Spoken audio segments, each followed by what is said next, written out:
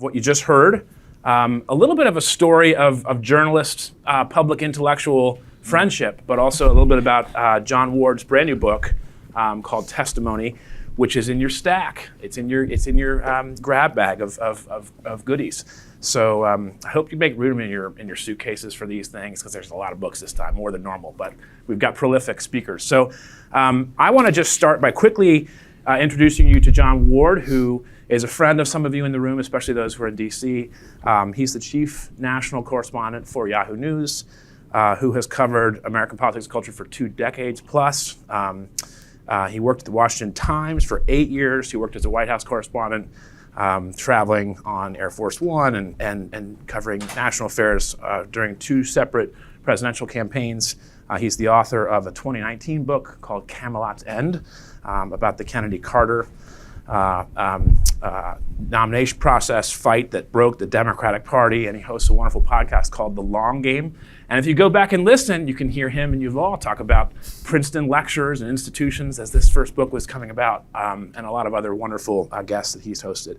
He's written for the Washington Post, New Republic, Politico, Vanity Fair, HuffPo, lives with his family, including 5 kids. And I hope that we can kind of get into this book a little bit first, and then maybe Jon and Yuval can have a conversation a little bit together, and then we'll flip it to you for a full half hour. And then we're going to try to break at 11:40 because Yuval needs to get to the Hill for an opportunity there that just emerged. So, Jon, maybe could you start by telling us a little bit, like some journalists read Brookings and AEI scholars, and some journalists just cover the news like crazy. Why did you go seek out Yuval Levin for ideas about political parties and institutions as you did 4 or 5 years ago? And can you tell us just a little bit about sort of the relationship between some journalists who are outstanding in their field and the sort of think tank world and public intellectuals here in town? Sure.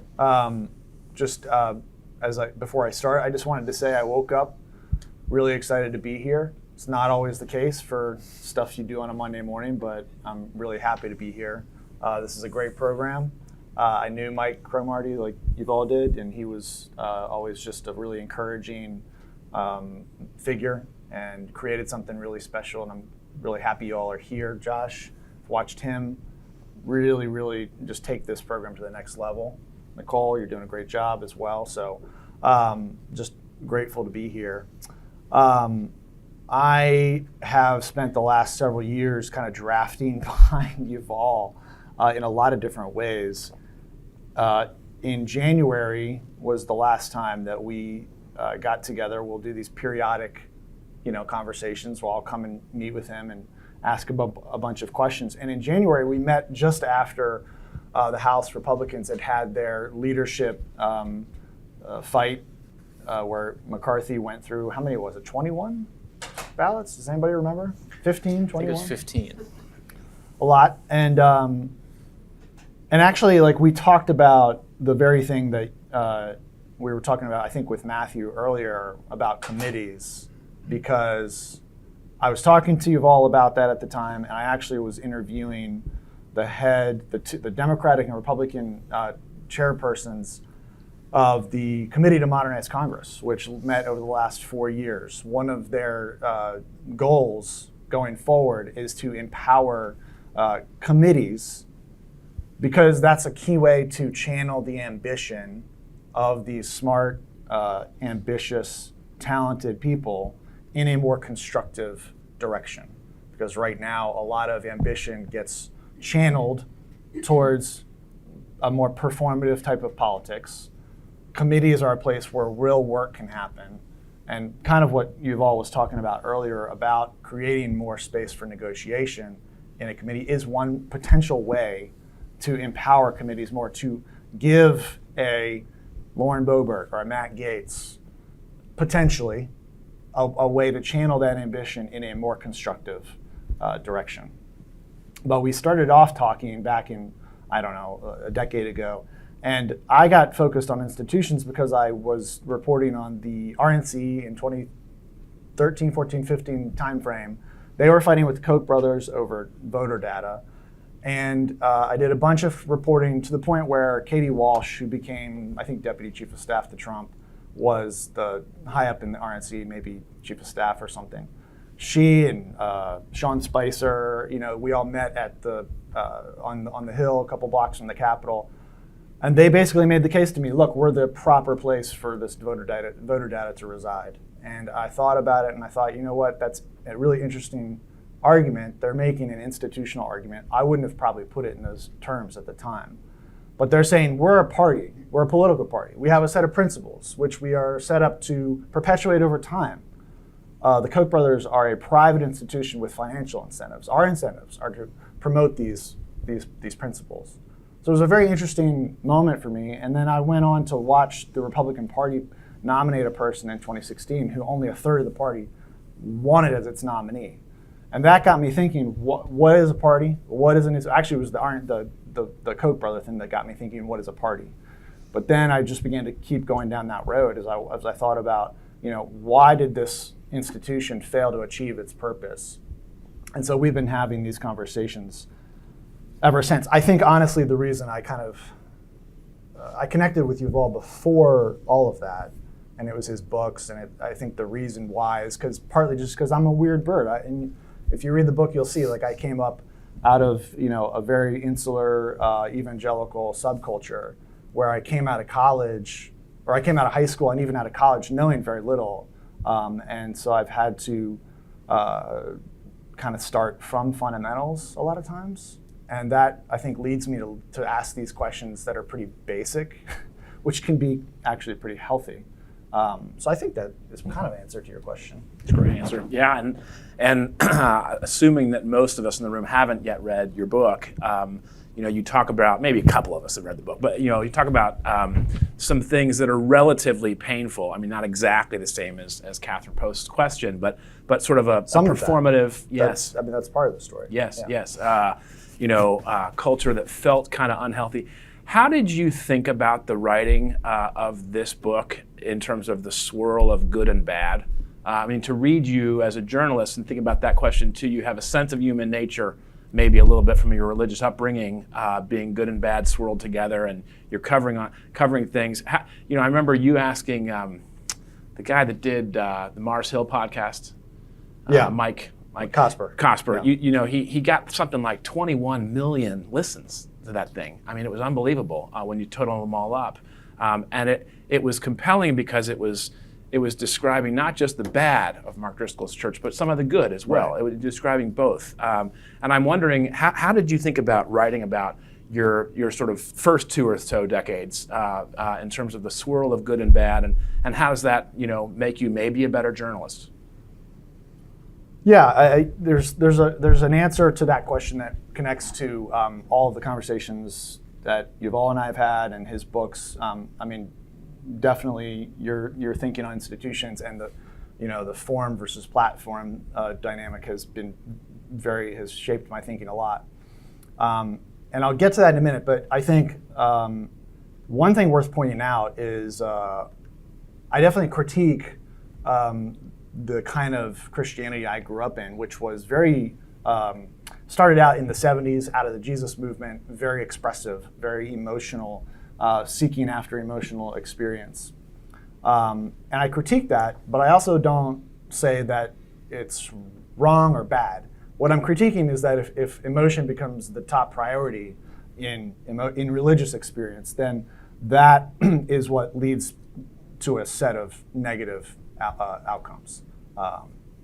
And so I think it's important. That's one example of the kind of nuance I think we need in talking about religion and writing about religion. And I might get to another good example of that later on. Because this is one of the fastest growing forms of Christianity in the world, is a charismatic, non-denominational type of Christianity. And there's a reason for that. It's because people experience pretty profound catharsis or connection with another being or with another human even in these settings. They bring their deepest parts of themselves to these places, to these services, and they experience something pretty profound.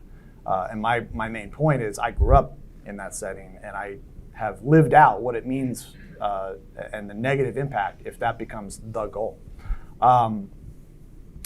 In terms of the good and the bad in the context that I grew up in, it's a story told from a first-person perspective, and it takes you inside, what it means to grow up in that world. I was most intense in my religiosity in college, and then was kind of on track to become a leader in my church. But then I try to zoom out and look at the world of conservative religion and evangelicalism from a more structural systems-based perspective. And I try to talk about and think about the ways that culture, history, and institutions have shaped me and shaped evangelicalism.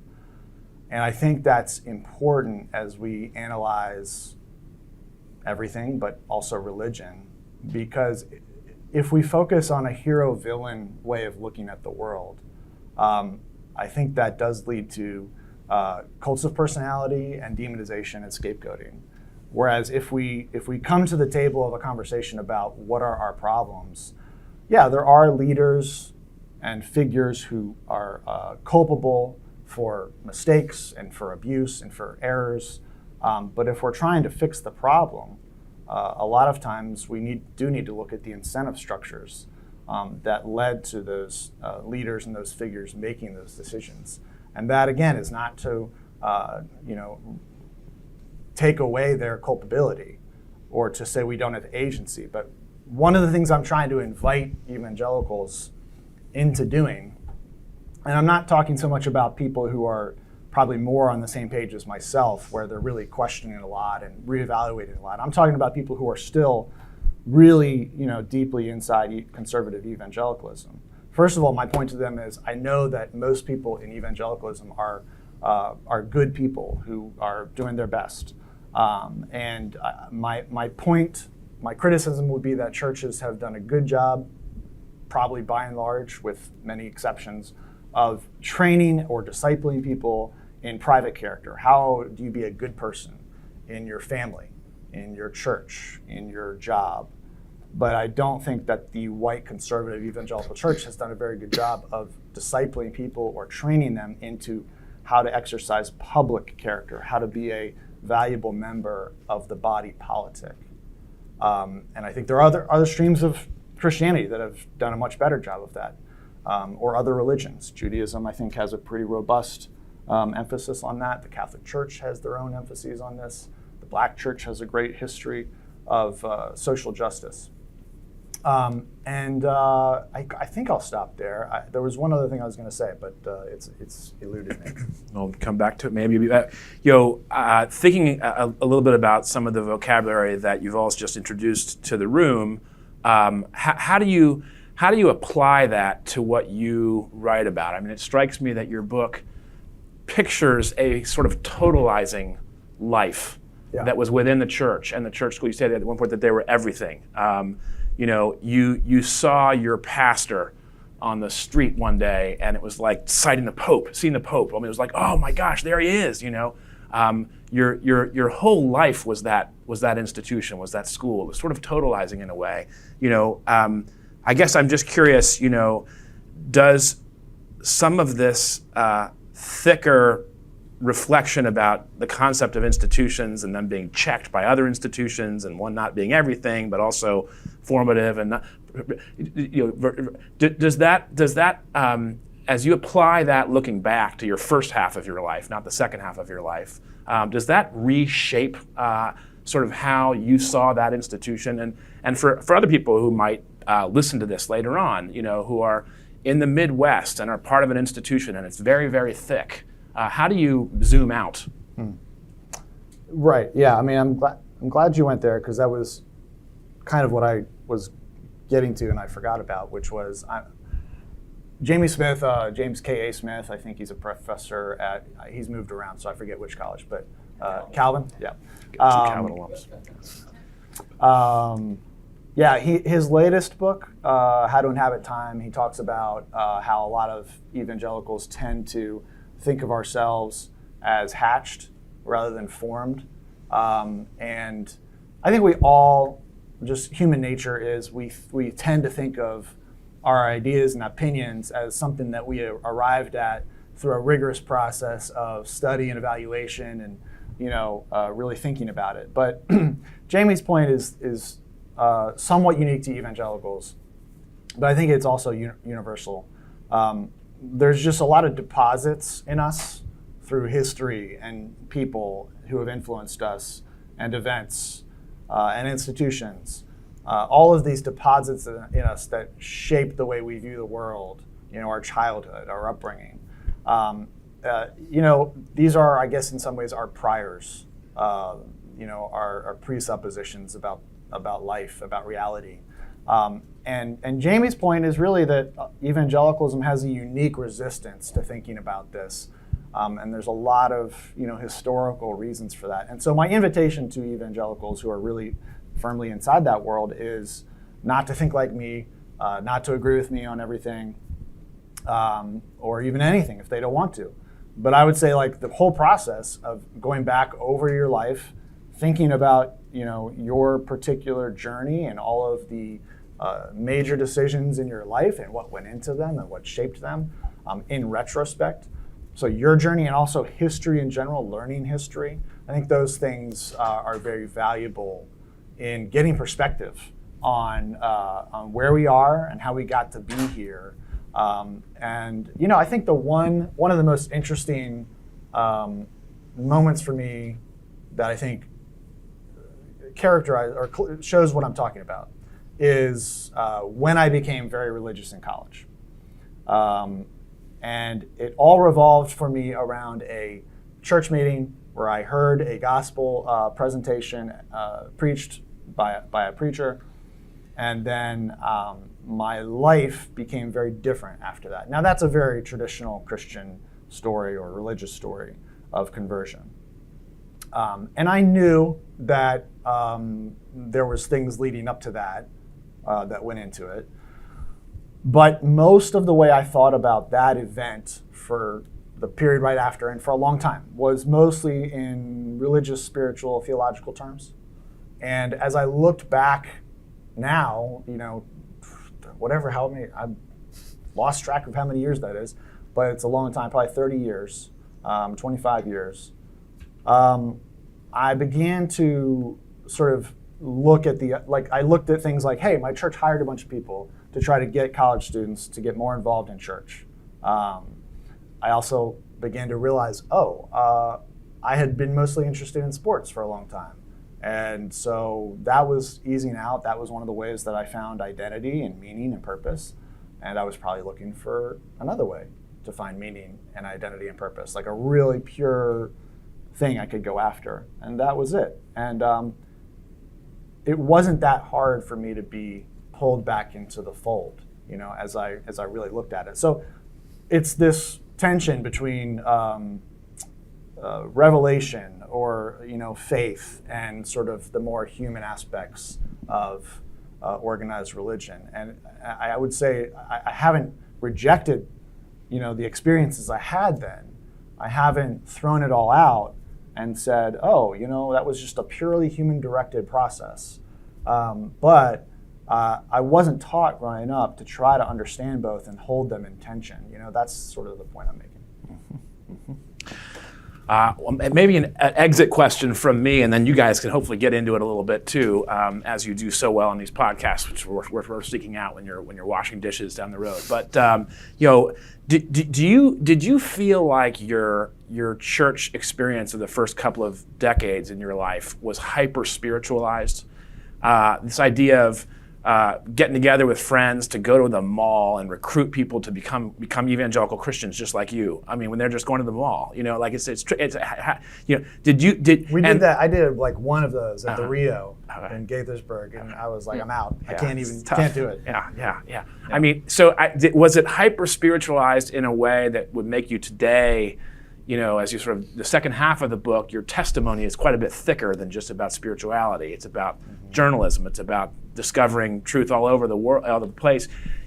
What would be your message to your younger self at age 18, or what would be your message to someone who is in a somewhat totalized evangelical bubble community in one part of this country or another? It's an interesting question. Gosh, that would be a hard conversation, I guess, because I think one of the things I'm trying to convey to people who didn't come up in these kind of settings is just how deeply embedded it is, especially when you're raised inside of a religious community. It's just, it's all you know, and it's just like very, very deeply rooted. And the whole process of looking at it and thinking about it takes a very long time. So I think probably, gosh, if I were to talk to somebody who was 20 years old in that situation, I would probably give them a book and try to just be friends with them and not try to solve everything in one conversation, because that never works. But the fundamental, I think, is just maybe if there's one idea, I would say try to pursue truth. Don't try to possess it. That's a dynamic that's really come to the fore recently, in part because of one interview I did where a person was just sort of asking all these questions as if he held all the answers. And he was just trying to get me to fit into his box.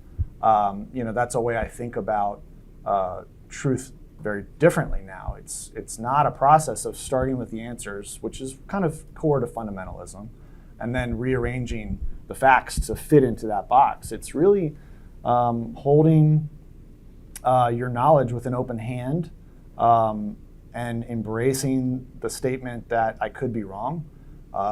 And being willing to say at times I don't know. I was talking to Yuval earlier, some of the spaces that I've found least welcoming to the statements of I don't know or I could be wrong would be church and TV studios. And some of the places that he mentioned Intelligence Committee hearing rooms is a place where it's closed and you can say I don't know. Journalism is also a great place where you can say, in an interview, I can say, I don't know. Like, that's one of the wonderful things I love about this job. I would say one other thing, I think just as all of us as journalists think about this issue of evangelicalism. The book is getting a good response so far from people, like I said, who are kind of on the same page as myself.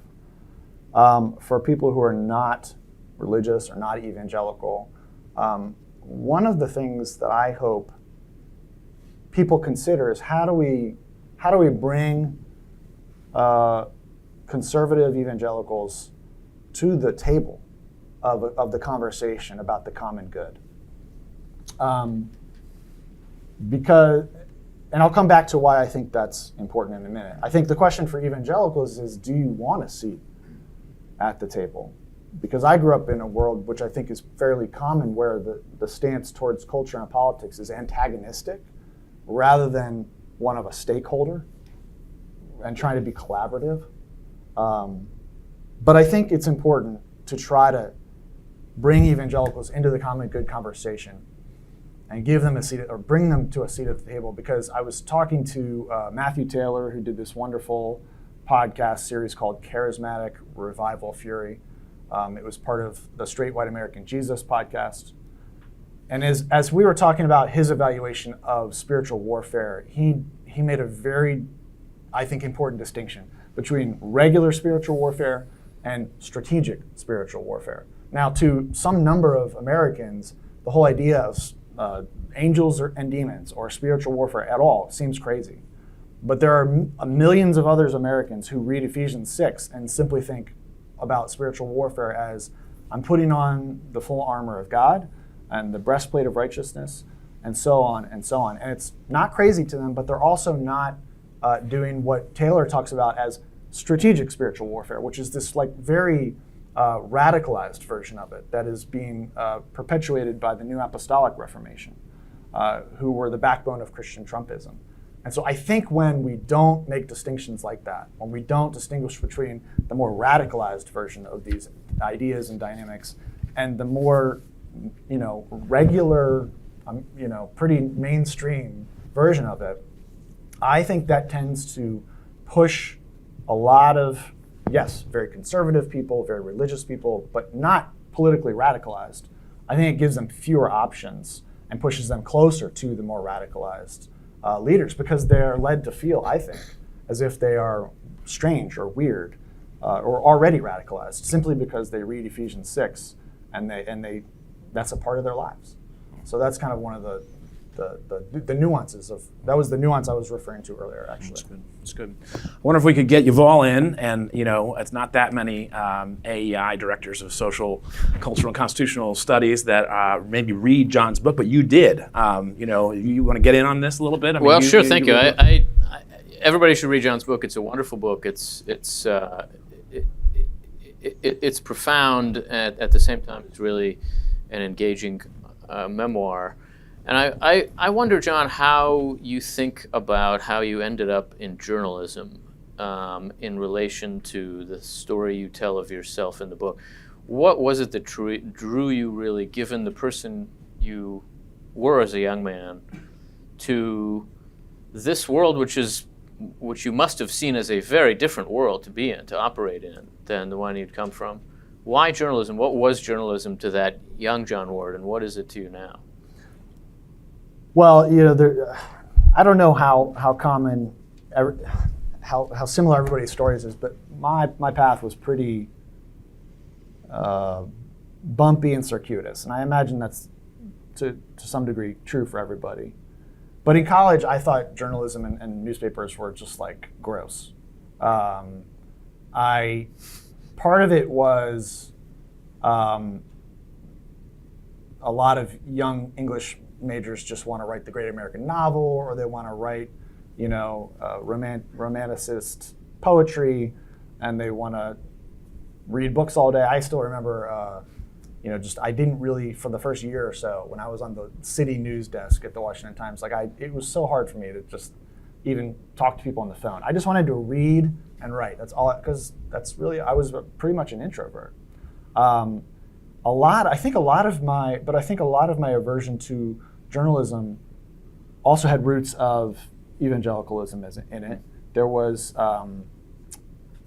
this brew of escapism, Gnosticism, just this idea that this world doesn't really matter that much. That's coming out of the 70s and the dispensationalist theology of the late great planet Earth, later on the Left Behind series. Just this idea that we're just here to hold on until Christ comes back. That's a really influential idea. It's now shifting a little bit in the NAR,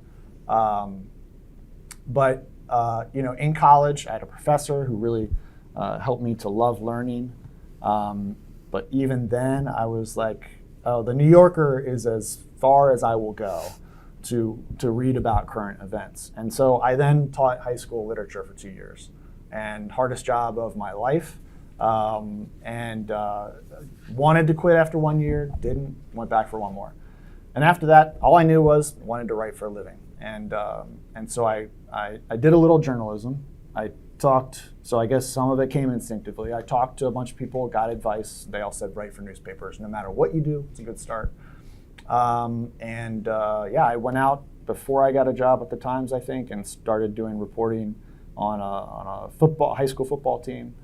I was in this church culture. I think this is the most direct answer to your question. I was in this church culture I'd grown up in. Everybody thought like me, or kind of thought the same. Everybody kind of believed the same. The language, the rituals were all very stultifying, and I was suffocating. And I needed the fresh air of disagreement and other points of view. Journalism, I call it in the book, I think I call it like a magic carpet ride. It's just taking me on to a lot of different places I wouldn't have gotten to go, and it has healed my cloistered imagination. A cloistered imagination becomes fevered with fear, and it's hard to step out into the world if your imagination is just kind of consumed with the monsters outside. Maybe we can pick up on that notion of cloistered imagination and fear, which I thought was also a powerful image in the book. And I wonder how you think now about the disposition of American evangelicals toward the larger society, and whether it's fair to say that it has become inflected with fear, and what those of us who are outsiders to it can make of that. I would say conversations with evangelical friends, in my experience, have changed over the past 20 years. And are now more inflected with a fear of the larger society and less with ambition to transform it. Yeah. I think fear is one of those things I'm talking about when I talk about public character versus private character. Because the fear-based sort of looking out the windows and talking about the monsters outside is something that's been going on for a long time. So it's muscle memory, it's culture. I think the dynamic you're referring to is a recognition of reality, which is that the country is becoming less conservatively religious, less Christian, less white. And so all of those things work together to create anxiety about the place of evangelicalism, which for a long time was sort of the majority. I guess the point I'm making is that there is a crack in the foundation of evangelicalism. The building is compromised, and I think there is a resistance, as I've talked about, to inside evangelicalism to look at the foundation. And my only question would be, have you even gone and looked at it? That is the process I'm trying to invite people into, is look at the foundation, look at how it got there, and what went into it, what went into building it. I've tried to excavate around my own foundations in this book. I think it's incredibly faith building to do that, and life giving. But unfortunately, a lot of the muscle memory inside evangelicalism is either to try to anticipate the future or to look out the windows, and rather than looking at the history. I think a lot of people have talked about the Obergefell decision as kind of a watershed moment in evangelicals kind of getting really anxious about this. I guess the last thing I would say about this is, I think a lot of the fears are exaggerated, but it's certainly not true to say there's no reason to be fearful. My main point is, as a Christian, is that I think faith gives us the courage to do the right thing, even if there are things that are not going to go our way, or things that we wish were different. And I believe very much in a pluralist democratic model, and I'm a little concerned, I think, about signs that that's under question on the right. I'm not as familiar. I don't want to dismiss it as also. There may be discussions like that on the left. I just haven't looked as closely, but I do see three different streams on the right as all questioning democracy, whether it's the tech bro utopians, the Catholic integralists, or the NAR. Yeah. How much of looking at the foundations would mean looking differently at race? What part of the story is that? I think it's a big one. I write about that in the book. There are historians who say all of the evangelical move to Reagan and the GOP was all about race. Anthea Butler is one of those scholars, Randall Balmer. Personally, in our household, it was all about abortion. I write that our sins on race were ones of omission. We were not aware of systemic racism. We were not aware of systemic injustice. So there was not, I think, overt racism in our church culture. I think what the GOP was able to do is marry a rising abortion activism with a Southern culture of of race, of white supremacist sort of politics. And so I think the fact that it's a little more complicated than, in my opinion, than some would argue, makes it harder actually to reach a lot of evangelicals on this issue, because it's not an overt type of racism. And I think I have seen family members, react, go the other way, and I think they're largely well-intentioned people who are fairly open-minded, but because they feel like they're called a racist simply for being a Republican.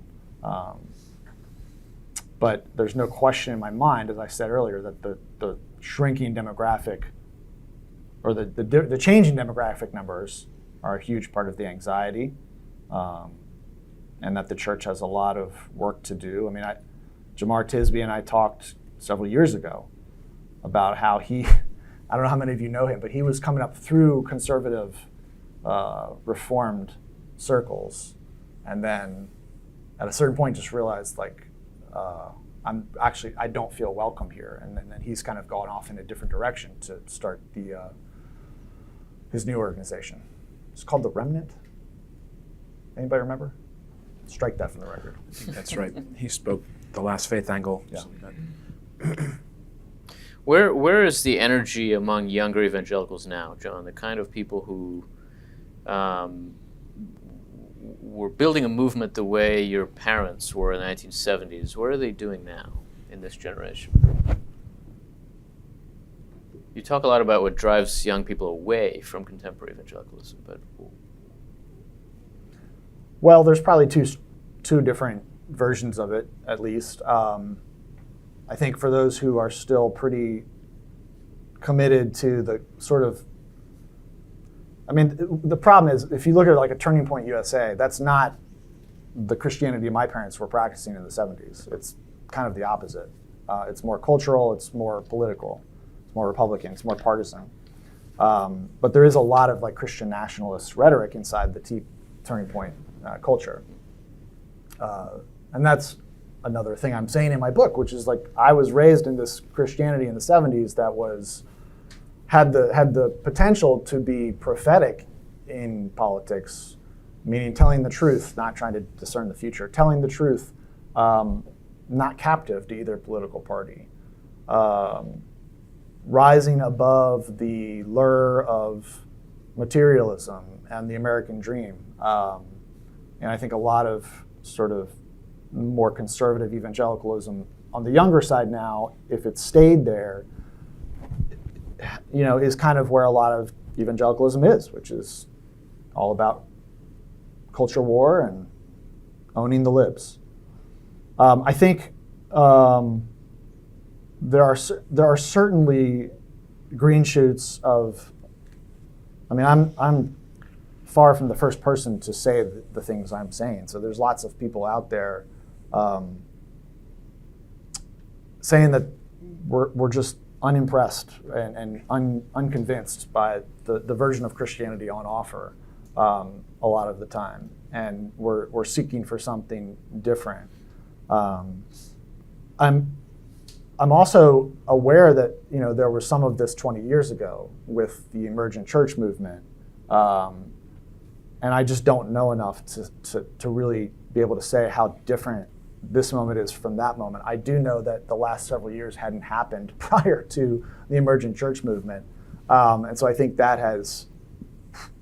gives me a pretty high degree of confidence that what we're seeing now is more statistically significant than what we saw 20 years ago. And I do think 20 years ago people were also reacting against the moral majority and the religious right. I certainly was never a fan of that, even though I didn't know a lot about politics. So I think, when you mentioned institutions earlier, the person who came to mind was Michael Ware, who's launched a new organization for Christianity in public life just this past year. I'm extremely excited about what Michael's going to do with that institution. He's a wonderful individual, him and Melissa, his wife. And, I think we need more of that. May I offer a quick addendum to Jon's answer to that question? I just think it's worth just throwing out there, and then let's turn to you for dialogue. Get into a story, get into the thing about institutions too. But, I remember George Marsden writing this book, Fundamentalism in American Culture, some years ago. And he had this idea that fundamentalists who were concerned with these, the Scopes trial, monkey trial, fundamentals of the faith, had 5 or 6, maxims that they were completely consumed by, and they were very focused on the afterlife and the other world and their doctrine. Whereas evangelicals, who kind of came along in the same time, 20s and 30s, 100 years ago, were more interested in the things of the world rather than the things of just the afterlife, not just getting people off to heaven.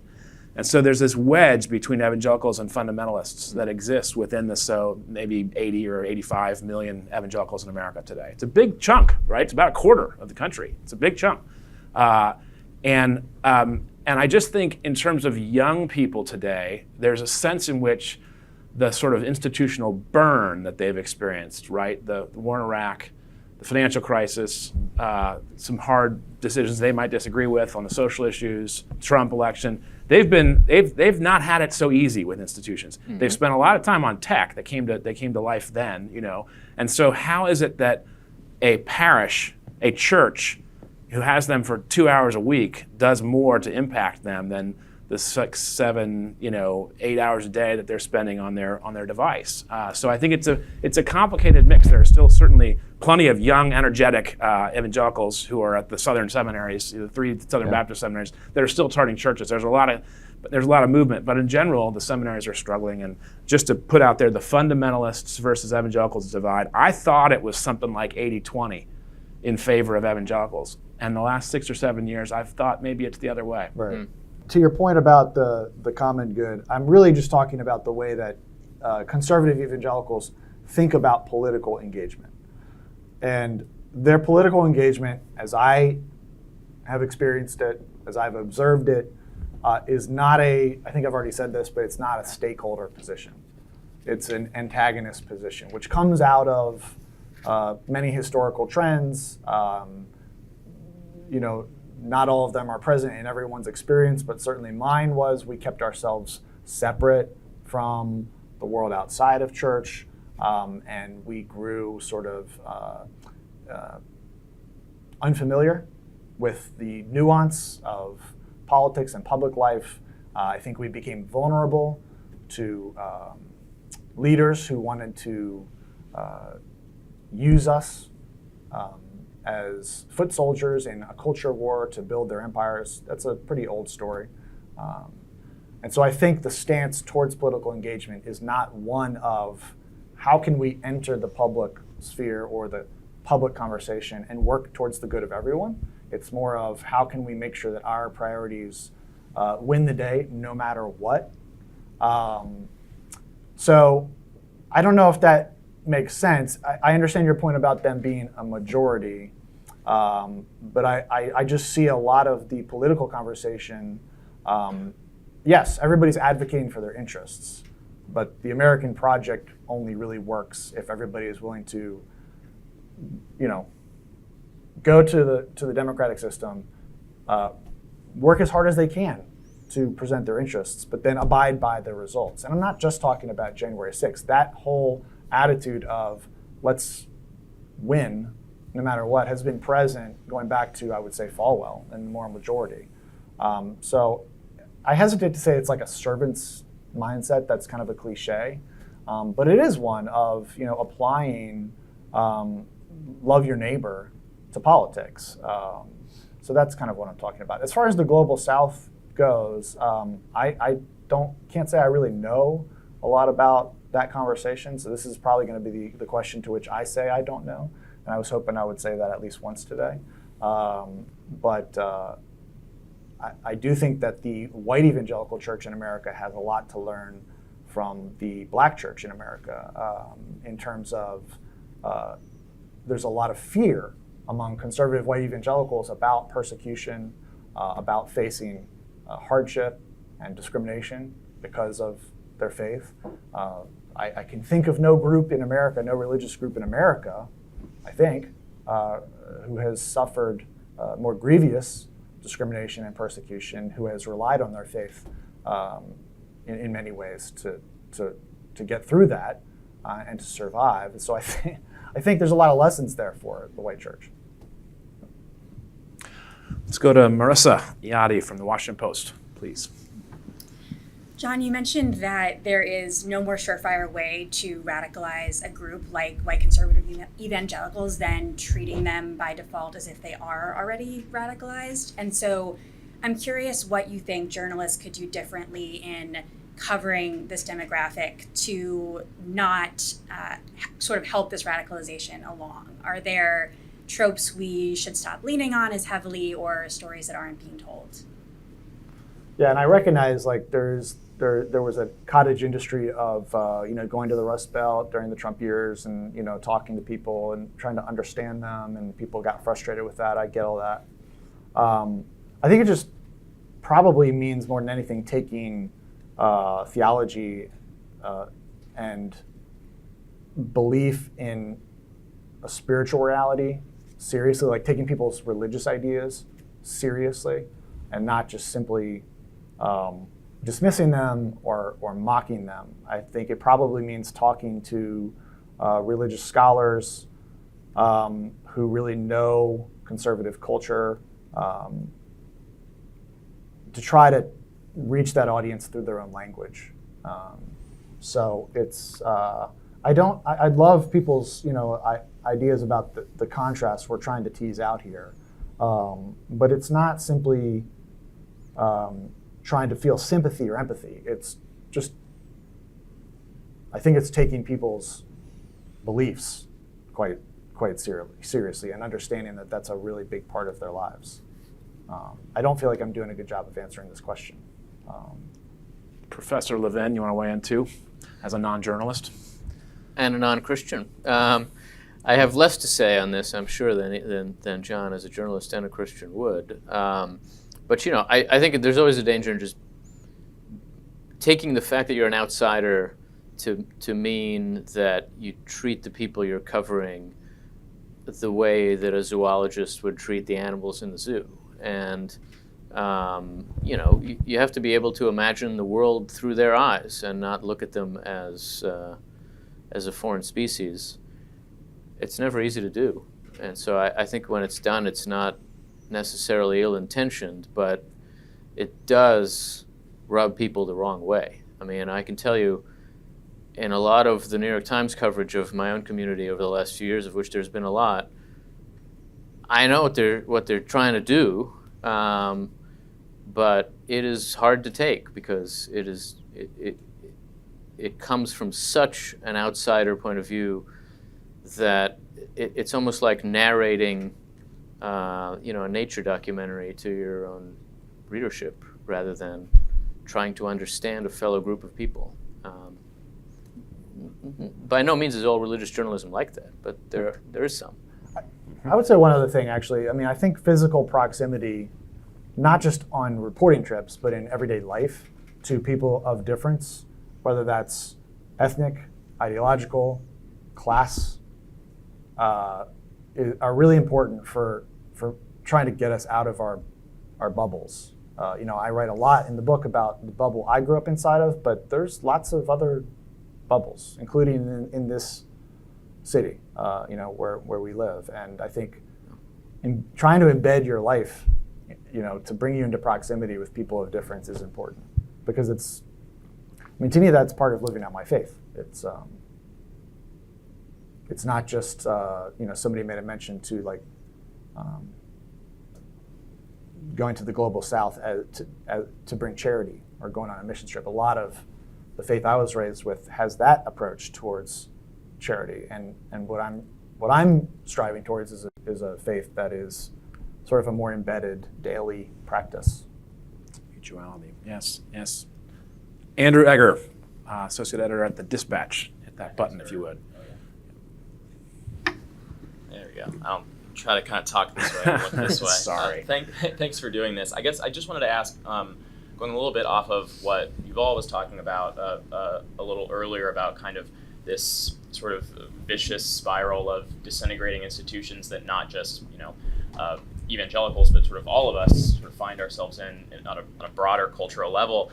There's this kind of growing sense that public life isn't really kind of this interlocking set of institutions anymore, or at least to a decreasing degree. And so I guess I just wonder whether, like, for evangelicals that I know and that I talk to, a lot of them kind of look out on that same landscape, and obviously they see that in even kind of a more radical, fundamental way, that basically what's out there is just kind of this sort of howling individualist hellscape, that because they're embedded in one of these kind of totalizing institutions.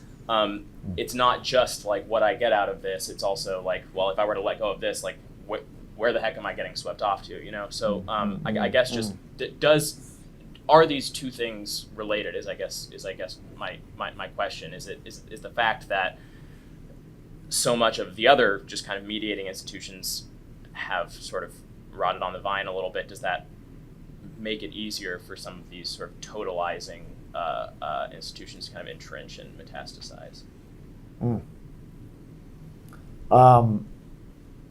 Yeah, I mean, I think you're getting at part of the fear that is out there among evangelicalism about what would happen. I mean, a lot of, again, I try to talk about it in the faith I was raised in, so I'm not talking about them. But a lot of the faith I was raised in does, look at the world through sort of a worst case scenario or domino effect perspective. So I think the Bible is a good example of that. If I give on this one verse, then my whole understanding of the scriptures collapses, and thus my faith collapses. Which, by the way, I think the Bible Project is a great organization trying to help people read the Bible in a more holistic way. Highly recommend it. Yeah, I think if I'm getting your question correctly, it sounds like the perception of DC is kind of what like Madison Cawthorn portrayed it as just like orgies and coke parties. Is that what you're saying?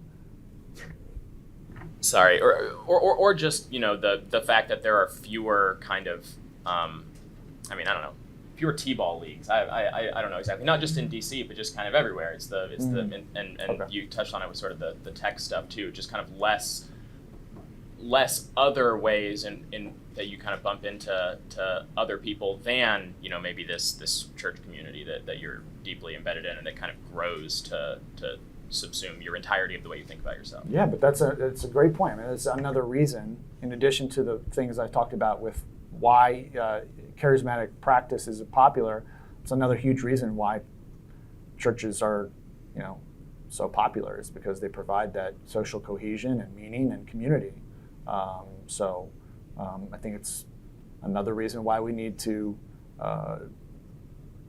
bring people into the broader conversation so that the cultures they're in are not so totalizing. That's why we need to build more community institutions, to Yuval's point. Yeah, I don't know. Is there something else that I'm not answering here? That's great. Yeah. Let's flip next, if we can, to Matthew Chua with the Texas Tribune. Thanks for making my name sound more French than it is. How is it? You tell us. Sorry. It's Choi. Matthew Choi. But I'll go by Schwa. Sure. I thought you had studied up. I was like, wow, that's really impressive. Not doing my homework. One of the points I kind of wanted to, I feel like is kind of missing from a lot of discussions about evangelicals. I grew up evangelical as well. Is the stakes at play for true believers of evangelicalism? Like, the consequences of not getting on board is like an eternity of pain and suffering, separation from your family. It's scary stuff. So I feel like, going back to your point of there's not much room for self-questioning, for doubt within the community. I feel a lot of the reason because of that is to doubt or to question is to kind of put your foot out of the lifeboat, and potentially jeopardize going down into that, those consequences. One of the most formative movies I've ever seen in my entire life was The Poseidon Adventure. And there's this great scene in the beginning when the Reverend is leading a tiny coterie of survivors out of the main dining room, and there's trying really desperately to convince everybody to come with them, and most people don't, and they end up drowning and dying. And so when I was a child, the idea was, if you know the good news, if you know the antidote to this horrible fate, wouldn't you try your hardest to share it with as many people as possible? Right. And wouldn't you also view other alternatives with a certain degree of hostility, because not only is it, a different interpretation of the truth, but it's an actually dangerous, misguiding path. So, because of that, I wonder, you mentioned bringing evangelicals into into the table of the greater discussion, but I wonder if that's possible when the basic fundamental of the faith is to convert as many people as possible to the singular truth. There is no kind of moral relativism. There is no kind of view of other faith as being legitimate actors of equals. There really is, we want to save as many people as possible. You talk about social justice. I would say that for a lot of evangelicals, their idea of the greatest social justice they could possibly do is to save them from an eternity of suffering and separation. And that trumps everything else. So, that would be their biggest pursuit. It would be sharing the faith rather than, any other kind of engagement with other kind of faith communities. 100% correct. You stated it so extremely well. I'm now questioning everything I've written in my book. I'm like, wow, did I get it all wrong? No, that was really effective. As far as I've gotten down the road of trying to build bridges to this community and try to bring them out of their isolation, would be that I think there probably has to be some effort to identify leaders along a spectrum. Mike Ware is a leader in that organization, in that spectrum, but he's not somebody who, a Bible church in the exurbs or rural, Appalachia is going to look to. So I think there needs to be an identification of leaders who can reach those people who are not radicalized. And this is really the work of, it was a really profound point about the Civil Rights March in '63. I had never heard that before in those terms. But that's the challenge of these kinds of problems, is organization and mobilization around leaders and networks and networks of leaders to try to, I think, yes, sure. The perspective is going to remain what you just described among tens or hundreds of millions of people across the globe, probably for the rest of history, forever, because that's just part of how humans understand religion at some level, and probably always will. But I think the more we can identify leaders and try to bring common cause and try to bring people from these cultures into a place of constructive collaboration and dialogue, probably mostly at the local level, because the national politics is so bad. That local leaders, national networks of that, that's sort of the framework that I'm thinking of towards a constructive, collaborative, solutions-based type of politics that people can touch and feel and isn't just theological. Again, it is really about loving your neighbor. And if we can get more collaboration between non-religious people and religious people towards that, which is why I think some of that interfaith work that's being done. I think interfaith work seems a little more robust to me now. Ibu Patel is doing good work on that. I think Paul Samuelson as well. And I used to think of interfaith work as just a bunch of pastors and clerics from different religions just standing together and making a statement that really meant nothing to anyone, just sort of a kumbaya thing. But Ibu has actually helped me to see that interfaith work the emphasis is on work. It's on bringing people from different religious backgrounds together to make a real impact in real life and to solve real problems. And that, I think, has huge potential to at least alleviate some of what we're talking about. Can I suggest that we take a question maybe aimed a little bit more at Yuval? We've got Matthew Brown, Molly Olmstead, Catherine Post, Anna Wolf, and Aisha Khan. So maybe if one of you has one, and then let's free him to get onto the hill. Anybody have one that sort of touches on the Yuval thread? Meredith McGraw, it's all you. I wanted to ask you this earlier. You mentioned the Gallup poll of institutions that people trust. What do people trust? Like, what institutions are doing a good job, and what can we learn from them? Yeah. In a sense, it's an easy question to answer because there's essentially no institution that has a large majority of Americans trusting it. I would say the institution that stands out in that data as moving the opposite direction of everybody else is the U.S. military. There has been some decline in trust in the military over the last 10 years, but it's still very, very high. 68?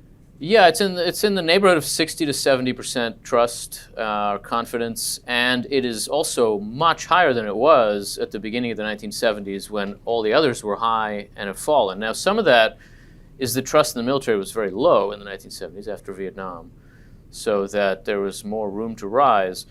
But frankly, I also think that some of it is a function of a conscious choice by the military to describe itself as a formative institution. If you think about how the military presents itself to the public in the United States, it is not by saying we win wars. It is by saying we make human beings better, which is not the most obvious way for the military to present itself to the country.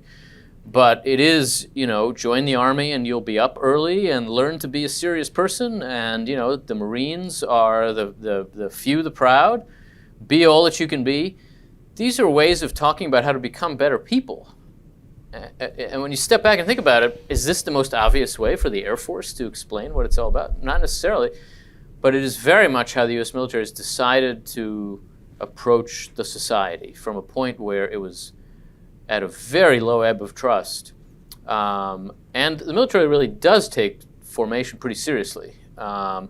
Not perfectly, of course, but it does think of itself as being in that business. I think there's a lesson in that for some other institutions. I think American higher education, if it presented itself as making men and women better, might help to change how some people think about it. You could say the same about a lot of significant institutions in our society. It wouldn't be as easy for any of them, but that's the one that really stands out. Otherwise, people have more trust in the local than in the national, broadly speaking, with the exception of law enforcement. Police is not well trusted, which has changed over the last 20 years. But generally speaking, people don't trust broad categories, but they do trust local institutions. They don't trust schools, but they like their kids' school, even public school.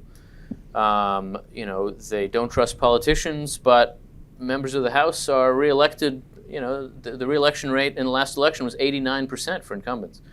So somebody likes somebody and is voting for the status quo.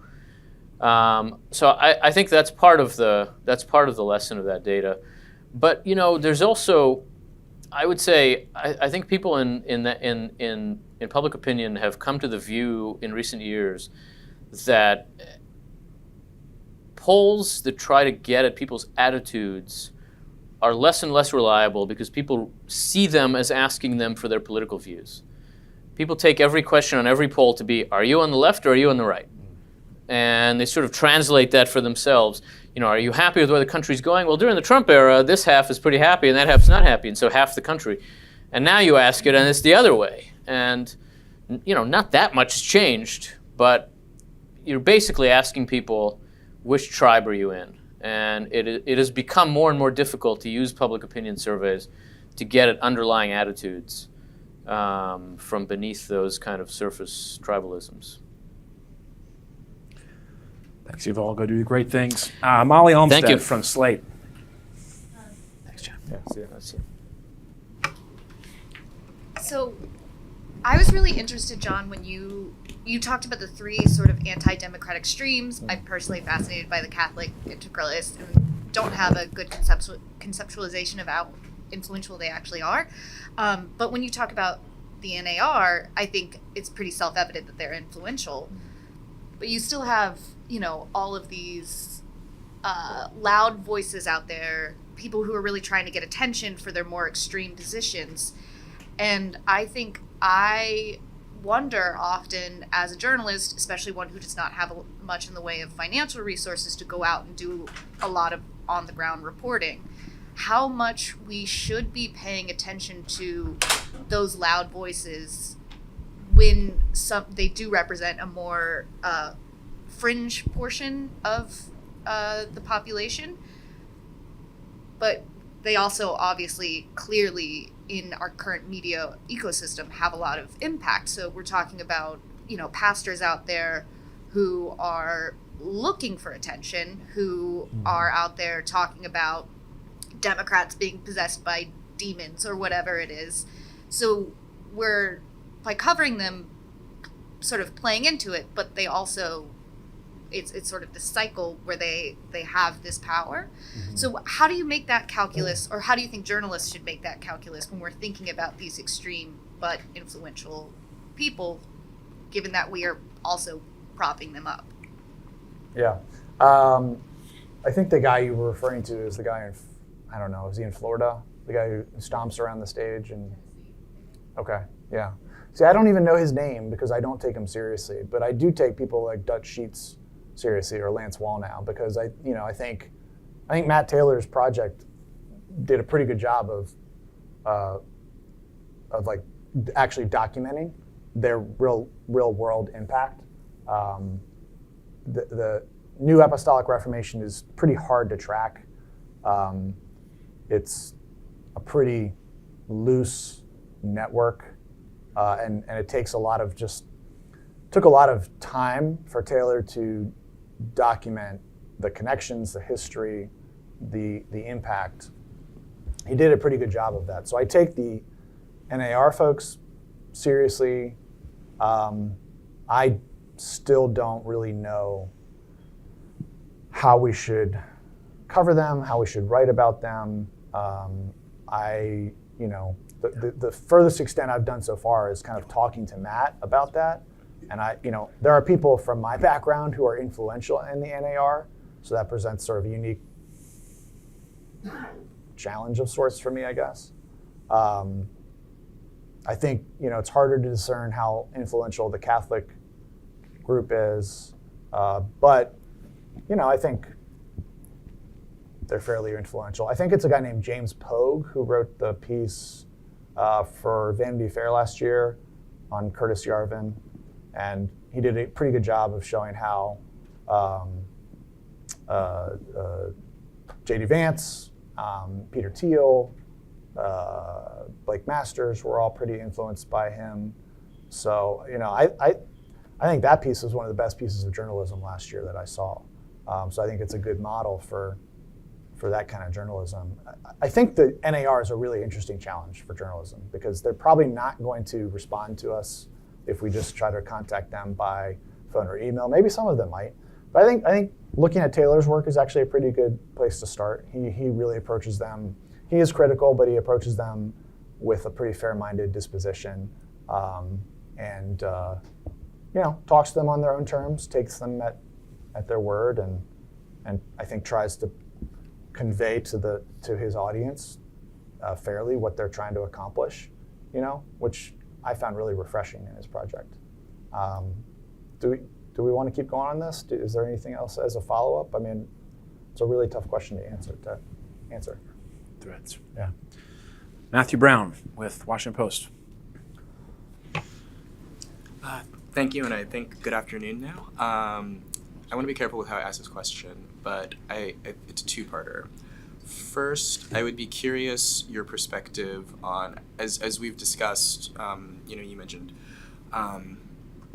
deep belief in spiritual warfare in a lot of these communities, accusing political opponents of being possessed by demons or embodying demons and whatnot. And as Matthew very eloquently discussed, there's a deep, epistemic belief in these religious discussions that we're talking about. And I'd just be curious about, first, how much daylight, if any, you believe there is in the cosmology of the evangelical movement versus Orthodox Christianity, Catholicism. We're talking about Catholic integralists, and that's like a very, like, to my understanding, an elite movement that's very obsessed with kind of the cosmology of the universe and doctrine and theology in that way, in an academic sense. The Bible Project that you mentioned, a lot of what they do is coming up with very vivid ways to explain Christian cosmology and like truths about the world and whatnot. And so I'd be curious how much you think that the evangelical movement is similar or dissimilar to other versions of American Christianity in that way, and just like what they believe about how the world works. And then secondarily, I would be curious to your view on how much that actually matters, and how much of the epistemic beliefs about how the world actually works is what's driving the movement so much as social views or other things that you could pin it to. Like, can we even disaggregate that? Before I answer that, can you unpack cosmology a little bit? Because that's not something I'm super familiar with. Just like God exists, and like that is a facet of the world, and like when you get into it, like demons exist, like, you know, like these are things that people like believe are like facts, like you would say like science. Okay. Like so when you say that Democrats are possessed by demons, like you genuinely believe that. You know, like, Yeah. I mean, look, epistemology is one of my pet hobbies. I just have always been fascinated by that. One of the books that impacted me a lot 20 plus years ago was Neil Postman's book on television, Amusing Ourselves to Death. How do we know what we know? You know, that's always been something I've really cared a lot about. Media ecology has been something I've really cared a lot about. And funnily enough, I mean, I just keep coming back to this topic of epistemology. I hope I'm answering your question, because I'm still not quite sure about the cosmology aspect of it. But I keep coming back to this. And I mean, clearly, over the last few years, we came to a point of realizing that you know, we're operating in separate reality structures in a lot of ways. And I think Jonathan Rauch's book, The Constitution of Knowledge, is super, super important for just starting a conversation on this. It's a somewhat dense book. I think it needs to be sort of a foundation for many other books of people trying to talk about how can we set up a system of it's kind of to my point about the common good table. You know, if you envision our politics and our culture as this table, we have to find a way to get everybody to the table, even if it's the majority who's sitting over there, you know, trying to do their own thing. We need to get all groups to the table to work together, but we also have to figure out a way at this table to talk about what counts as public knowledge, what counts as something maybe we don't even have to call it a fact. Maybe we come up with a more flexible language, but you know, something that we can say this is reliable information that we can all agree on, that we can now say let's make public policy or solve, you know, public challenges based on this set of assumptions. And I think the challenge a lot of times for that conversation in these conservative religious cultures is, I saw this actually in a review, maybe at the Gospel Coalition, of Jonathan's book, where there's this knee-jerk response to say, well, you know, they're kind of trying to keep faith out of the conversation. And the whole point of Rauch's book is to say, this has nothing to do with faith, and please bring your faith principles to the conversation about the common good. But we've got to find a way to avoid the religious wars of a couple hundred years ago by not fighting over these things that ultimately we can't prove, right? We've got to fight each other's theses on public good issues and not fight each other literally on how to solve these political problems. And the only way to do that is to delineate between these conversations that, you know, have a role in terms of impacting the public conversation, but ultimately we can't prove whether God exists or not. We can't prove whether demons exist or not. And part of that proposition for maybe more secular people is to say we can't prove that demons don't exist. So that's kind of putting it on the other foot, maybe, just to say, look, I don't agree with you, but I also can't prove that you're wrong, that demons exist, or that, I mean, the tougher proposition there is like, how do you approach the challenge of people saying that Democrats are demon possessed? How do you even enter into that conversation? Can you go into that conversation and say, I can't prove to you that demons are not demon possessed? But let's have a conversation about the evidence for it and the evidence against it. I mean, that's a tough conversation. Do you want to ask a follow-up? I'm asking this of everybody because I just feel like I'm leaving a lot of things unanswered.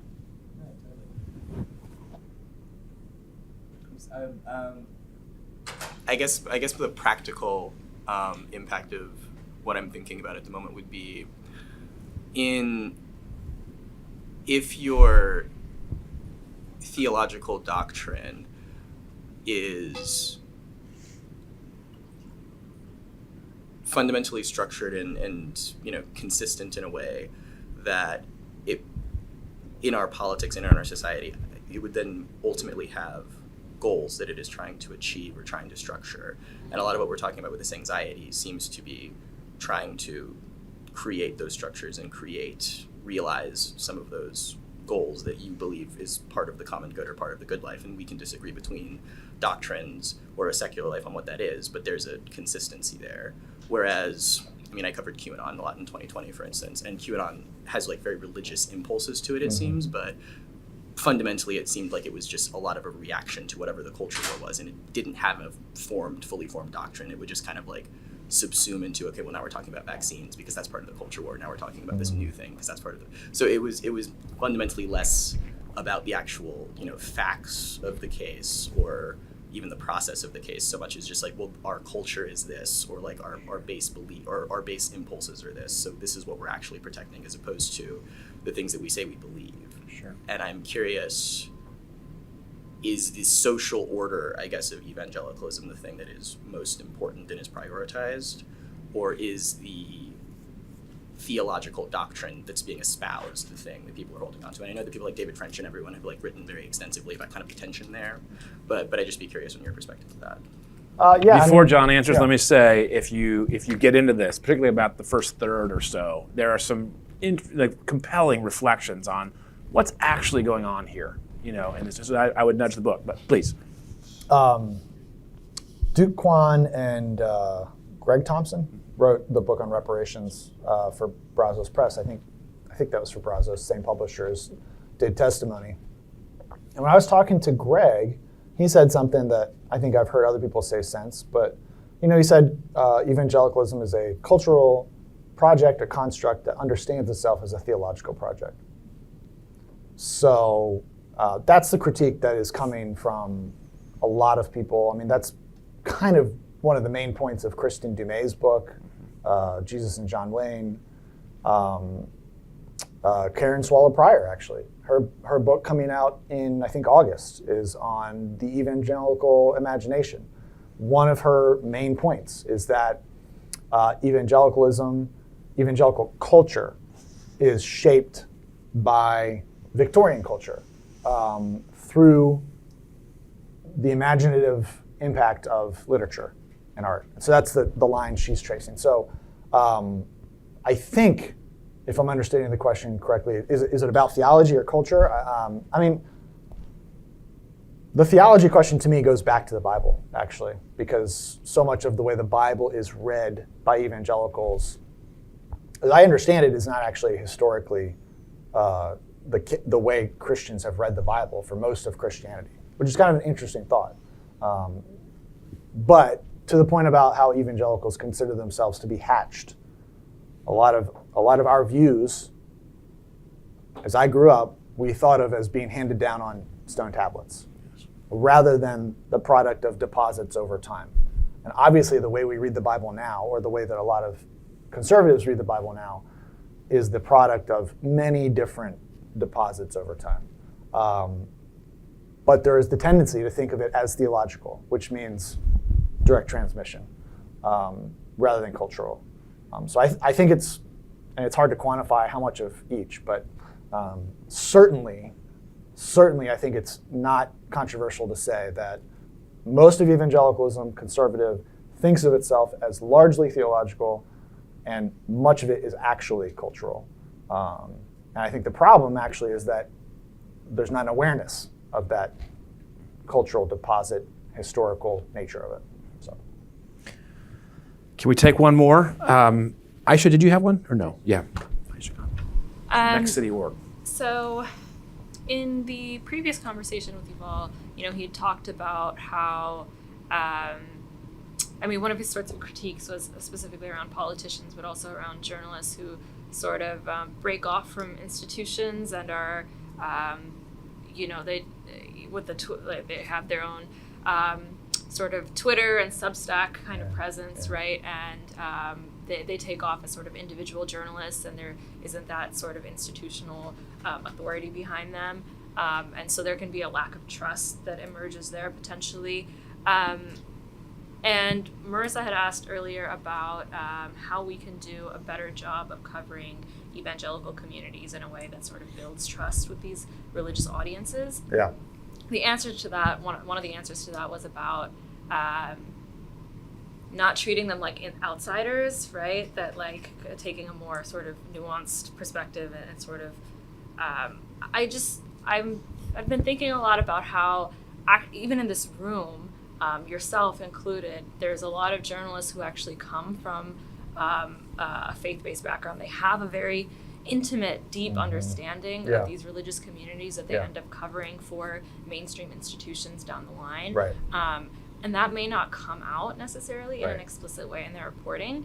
I've seen this myself where a lot of audiences will just, religious audiences will completely dismiss the reporting of whatever, it might be the New York Times, the Post, et cetera, and just say oh, that was some secular writer, they don't know what they're talking about. I'm like, wait, I know that journalist. Right. They are coming from that community. Right. They know what they're talking about, right? And they did it in a very deep way, but there's just a lack of awareness sometimes that leads to that just distrust of journalists covering religion in general. So I'm curious if you think it's helpful for journalists who are covering religious communities to be open about and transparent and very public and forthcoming about their own religious backdrop, if that's where they're coming from, like you have done obviously with your own book, or whether it's more beneficial to kind of just lean on your authority as I'm a New York Times reporter, et cetera, and I don't want to compromise the integrity of my industry and my publication by, sort of bringing my personal life into my work in a public way, like Yuval was sort of critiquing earlier. Sorry, a lot of weird I see the threads connection here, you're making. That's an interesting one. Yeah, I think it depends on the type of work or the type of article or project you're doing. If this is a piece on the economy or the latest job numbers, there's obviously not much relevance there. If it's a more feature profile type piece, I think there's more room for that. I have traditionally not thought of journalism, and media as all that hostile to religion, to be honest. Just my own personal experience, I haven't felt that.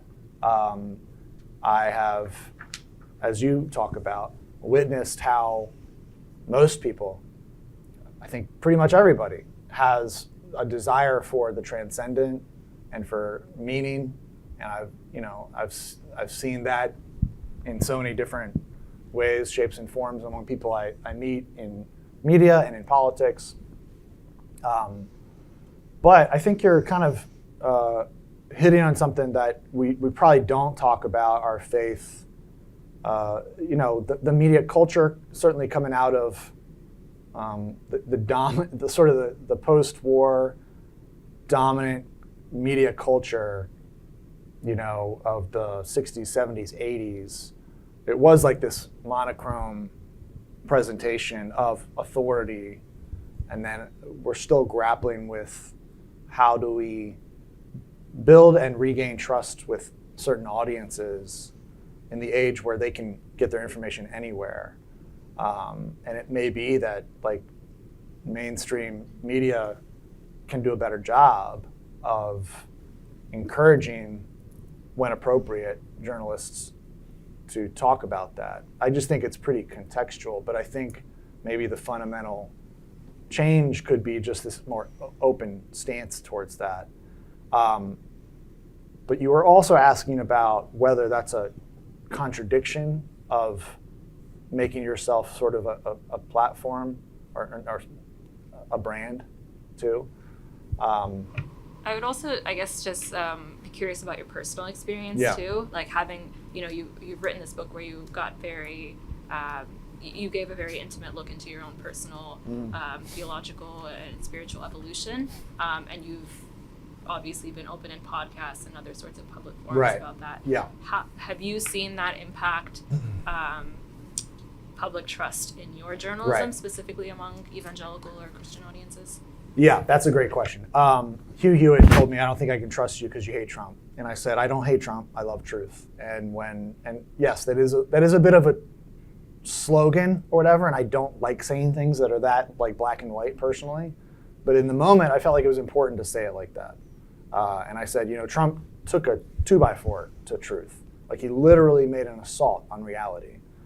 And so, in my personal life that I write about in the book and in my journalism, my critiques of Trump are constitutional and with a concern towards democracy, and religious with a concern towards, I would say, the integrity and witness of Christianity. I think on the first, journalists face a really tough challenge right now in covering Trump because we literally have somebody who has tried to overturn an election. He demonstrated a disregard for democracy in 2016. He made clear that that was something he was willing to follow through on in 2020. And, again, Hewitt said to me, well, that was never that serious. The Supreme Court would have even if Mike Pence had, gone along with it, the Supreme Court would have stopped it. And, my response is, how close to autocracy do you actually want to get? Because I would like to stay as far away as possible. And I think journalists, it's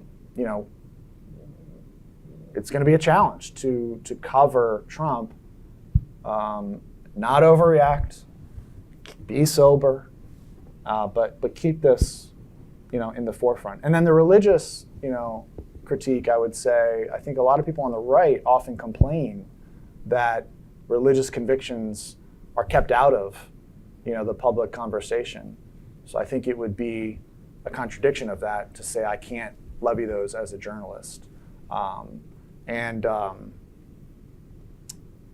at the end of the day, I do understand that I've exposed myself to some degree here.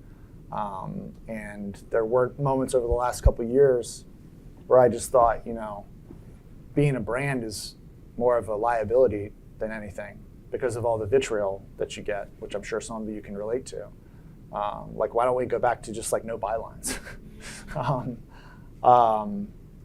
But for whatever reason, fate and history and personal circumstance led to this coming out when it did, and for better or worse. So my dad and I are on better terms, so that's worth it. That's nice. He's a very favorable character in the book. Yeah. Simple. Hey, let's thank Jon Ward for coming. Appreciate it. Thank you.